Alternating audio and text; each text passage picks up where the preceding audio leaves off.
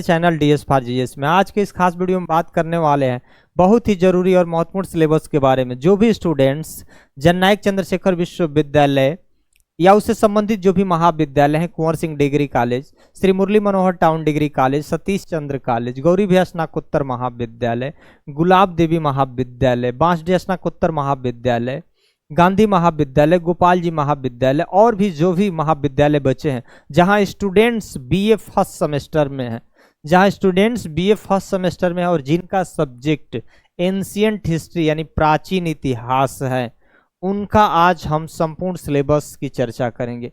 ये सिलेबस आपका इंग्लिश में दिया है, हम हिंदी में एक्सप्लेन करेंगे। जो भी हिंदी के भी स्टूडेंट्स होंगे अपना रफ कलम ले लेंगे अपने पास। हम जैसे हिंदी इंग्लिश पढ़ेंगे और हिंदी में ट्रांसलेट करेंगे तो आप भी हिंदी लिख सकते हैं, क्योंकि यूनिवर्सिटी खुद ही सिलेबस इंग्लिश में आपके लिए दी है। इस वजह से आप हिंदी में भी चाहेंगे तो इसको हम बोल देंगे, आप इसको नोट डाउन कर लीजिएगा।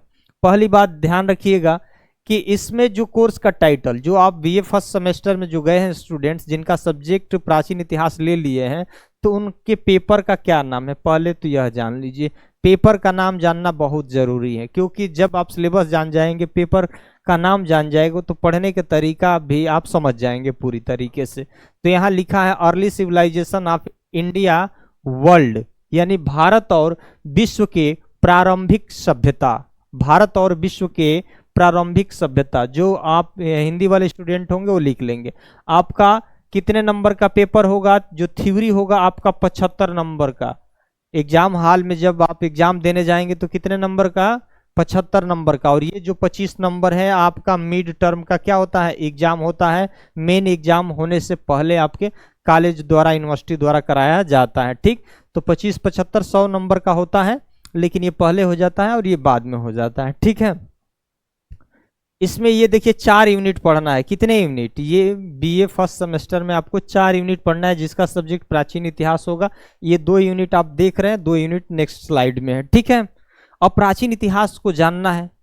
आज से 4000 साल, 5000 साल पहले, लाखों वर्ष पहले अगर आपको जानना है तो कैसे उसको जान सकता है? ऐसा तो है नहीं कि चलो आज फोन है रिकॉर्ड कर लिए हैं, या उस समय के कोई पूर्वज आज जिंदा है जिससे हम लोग वो घटना को पूछ सकते हैं। ऐसा तो कुछ है नहीं साक्ष्य।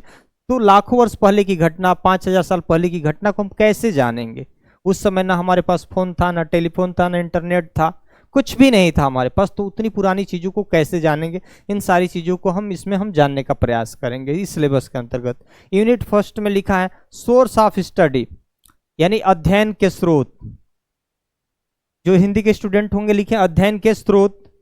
आर्कियोलॉजिकल एविडेंस, यानी पुरातात्विक साक्ष्य। पुरातात्विक साक्ष्य का मतलब जो जमीन के अंदर खुदाई के दौरान मिले हैं। जैसे मान लीजिए बहुत सारे अभिलेख मिले हैं, सिक्के मिले हैं, मुहरे वगैरह मिले हैं, ठीक, या बर्तन वगैरह के साक्ष्य मिले हैं, हल के साक्ष्य मिले हैं। तो ये जमीन के अंदर जो खुदाई होती है उसके दौरान जो भी वस्तुएं मिलती हैं, ये सारी चीजें ये आर्कियोलॉजिकल बोलते हैं, जिस पुरातात्विक खोज के दौरान जो भी मिली गई है, तो उसके साक्ष्य के आधार पर हम प्राचीन इतिहास को क्या करते हैं? जानने का प्रयास करते हैं। चलिए, हम तो एक एक टॉपिक का आपका वीडियो भी बनाएंगे, तो इसलिए आप जो भी नए स्टूडेंट होंगे इस चैनल पे उन सब्सक्राइब कर लेंगे, क्योंकि ये सारी चीज़ें मैं एक एक टॉपिक आपको पढ़ाने वाला हूँ वीडियो के माध्यम से, और PDF भी देने वाला हूँ। अगर आप चाहते हैं कि किसी अन्य सब्जेक्ट का भी सिलेबस में डिस्कस करूँ तो कमेंट में जाके जरूर लिखिएगा कि सर इस सब्जेक्ट पर सिलेबस डिस्कस कर दीजिए, या आपको PDF चाहिए, चाहे जो भी चाहिए आप उसमें, या सुझाव वगैरह होगा तो सुझाव वगैरह भी दे सकते हैं। ठीक है, तो आर्कियोलॉजिकल एविडेंस हो गया ना, पुरातात्विक साक्ष्य। उसके बाद वैदिक लिटरेचर, इसका मतलब वैदिक साहित्य। उसके बाद वेदांग लिटरेचर, यानी वेदांग साहित्य। उसके बाद रामायण और महाभारत। हिंदी वाले भी लिखते चलेंगे जैसे मैंने बोला। ठीक है, आपको क्या जानना है इसमें? पुरातात्विक साक्ष्य के बारे में जानना है, वैदिक साक्ष्य साहित्य के बारे में जानना है, वेदांग साहित्य के बारे में जानना है, रामायण के बारे में जानना है, महाभारत के बारे में जानना है। ठीक, उसके बाद इंडस सरस्वती सिविलाइजेशन, इसका मतलब क्या है? इंडस मतलब सिंधु सरस्वती सभ्यता के बारे में जानना है। ठीक, क्या जानोगे उसके बारे में? ओरिजिन एक्सपेंशंस, इसका मतलब उद्भव और विस्तार, यानी अगर मान के चलिए सिंधु घाटी सभ्यता का कब उद्भव हुआ, कहाँ कहाँ तक फैली थी, ये सारी चीजें जानेंगे। मेजर फीचर, प्रमुख विशेषताएं जानेंगे। सिंधु घाटी सभ्यता का उत्पत्ति, विस्तार और उसकी जो खास बात है उसके बारे में जानेंगे। सोशल एंड रिलीजन नेचर, यानी सामाजिक और धार्मिक प्रकृति के बारे में भी आपको जानना है। ठीक। ग्लोबल कनेक्टिविटी, इसका मतलब क्या हो गया, वैश्विक संपर्क, यानी सिंधु घाटी सभ्यता भी विश्व के कई देशों से, कई सभ्यताओं से अपना क्या करती थी, संपर्क करती थी, यानी आयात निर्यात करना, ये सारी चीजें लगा रहता था। जो आज के वर्तमान युग में एक देश दूसरे देश से व्यापार करते हैं, उसी तरह से हमारी सिंधु घाटी सभ्यता भी थी ना, कि एक देश से हम लोग दूसरे देशों तक क्या करते थे, व्यापार करते थे, यानी जुड़े रहते थे। ठीक।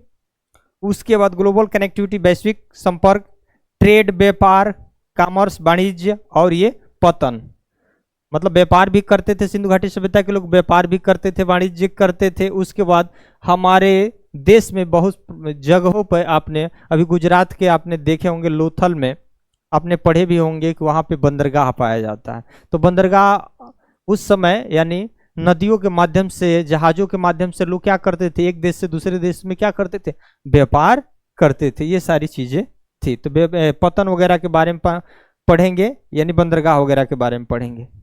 वैदिक कल्चर, इसका मतलब वैदिक संस्कृति के बारे में पढ़ेंगे। उसके बाद वैदिक कल्चर ऑफ नेचर, यानी वैदिक संस्कृति के प्रकृति के बारे में जानेंगे। उसके बाद सोशल ऑर्गेनाइजेशन ऑफ आर्यंस, इसका मतलब आर्य के सामाजिक संगठन के बारे में जानेंगे।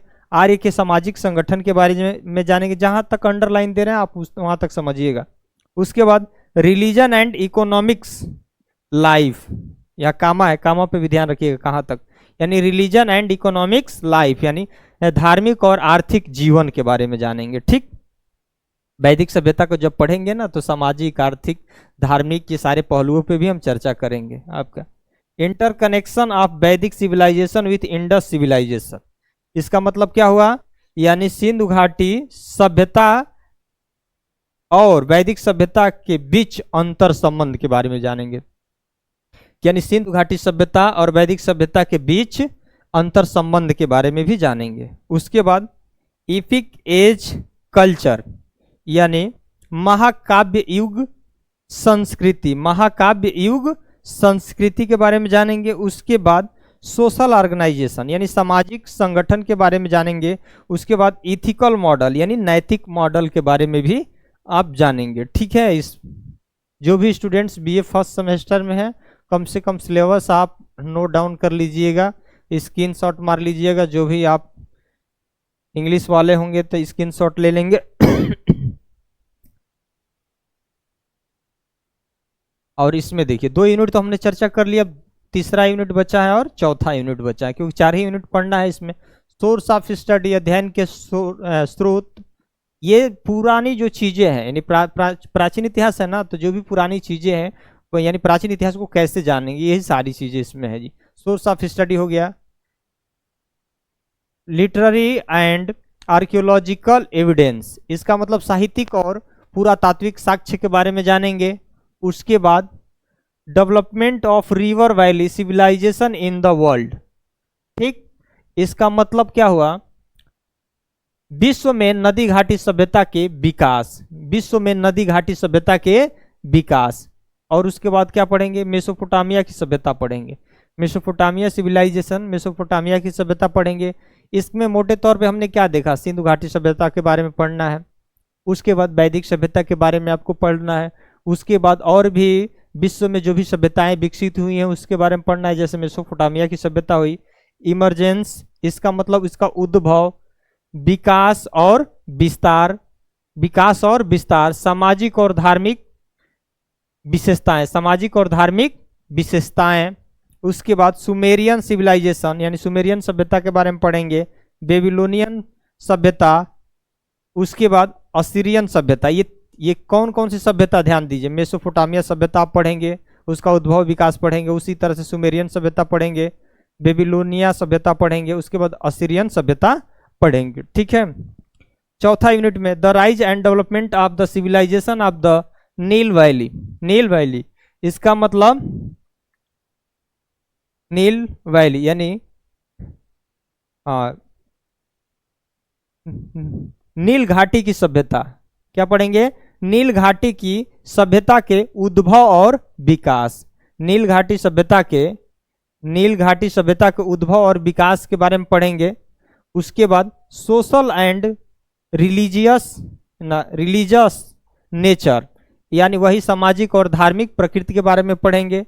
चाइना सिविलाइजेशन के बारे में पढ़ेंगे, इसका इमरजेंस मतलब उद्भव पढ़ेंगे, विकास पढ़ेंगे, एंड अदर मेजर फीचर, और अन्य प्रमुख विशेषताएं के बारे में पढ़ेंगे। ये आपका इंग्लिश में तो था ही, हमने हिंदी में भी इसको ट्रांसलेट कर दिया आपकी सुविधा के लिए। और ये आपका सिलेबस है, और आप चाहेंगे कि नहीं हिस्ट्री को मैं शुरू कर दूं टॉपिक वाइज पढ़ाना, तो जैसा आपका कमेंट है, जैसा, क्योंकि हमने पॉलिटिकल साइंस इससे पहले जो बनाया था इसमें 1, 3, 5 यानी फर्स्ट सेमेस्टर, थर्ड सेमेस्टर और फिफ्थ सेमेस्टर वाले संपूर्ण सिलेबस चर्चा कर चुके हैं। अब ये हिस्ट्री शुरू किए हैं, तो आज ये बीए फर्स्ट सेमेस्टर का हो जाएगा, उसके बाद थर्ड होगा, उसके बाद फिफ्थ होगा। क्योंकि ये जो चल रहा है 20वां सेमेस्टर अभी चल रहा है, तो अभी आपको सम सेमेस्टर का सिलेबस बताना उचित नहीं समझा, क्योंकि अगला जो सेमेस्टर होगा उसमें सम